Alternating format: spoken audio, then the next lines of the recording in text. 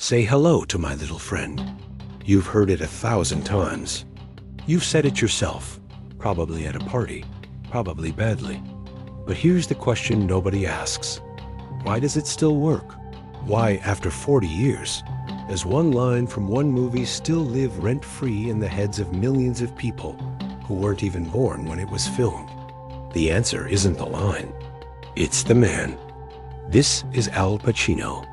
And this is why everything he touches becomes legend. Al Pacino didn't come from Hollywood. He came from the South Bronx, the kind of neighborhood that doesn't hand you anything. It just shows you what you're made of. Born in 1940, raised by a single mother and his grandparents after his father left, Pacino spent his childhood retreating into imagination. Theater wasn't an escape for him. It was survival. He enrolled at the HB Studio in New York, then earned his place at the legendary Actors Studio under Lee Strasberg. This is where the foundation was laid. Method acting, not just playing a character, becoming one. Living inside the psychology of a human being until the camera couldn't tell where Pacino ended and the role began. Before his first major film, he was homeless, sleeping on friends' couches, doing odd jobs, nearly quitting. But he didn't quit. And that decision changed cinema forever. In 1972, Francis Ford Coppola is making The Godfather. The studio wants someone else for Michael Corleone.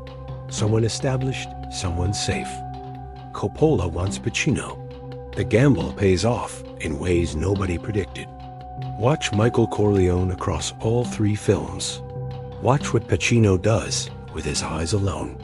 In the beginning, they're open, warm, innocent. A war hero who wants nothing to do with the family business.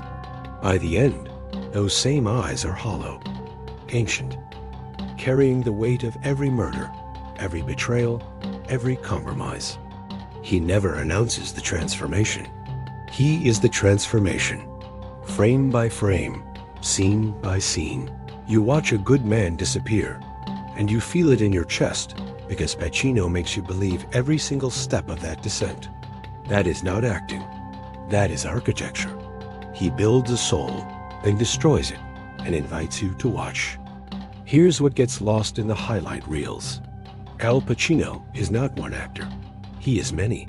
Scarface's Tony Montana, all thunder and spectacle. A man who mistakes loudness for power until the world collapses around him.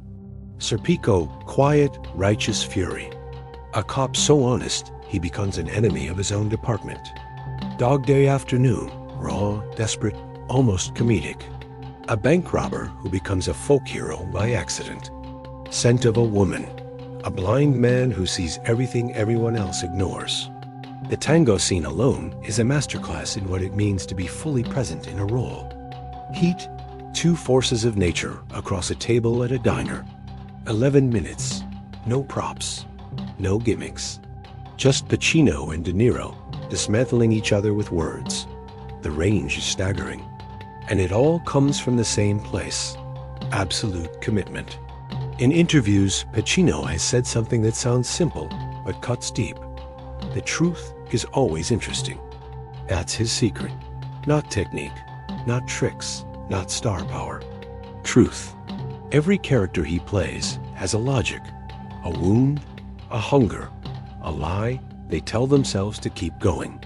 Pacino finds that wound and he lives in it. He doesn't judge his characters. He defends them from the inside. That's why villains feel human. That's why broken men feel noble. That's why you root for people you shouldn't. Al Pacino turns every role into an icon, not because he's the loudest in the room, though he can be, but because he's the most honest.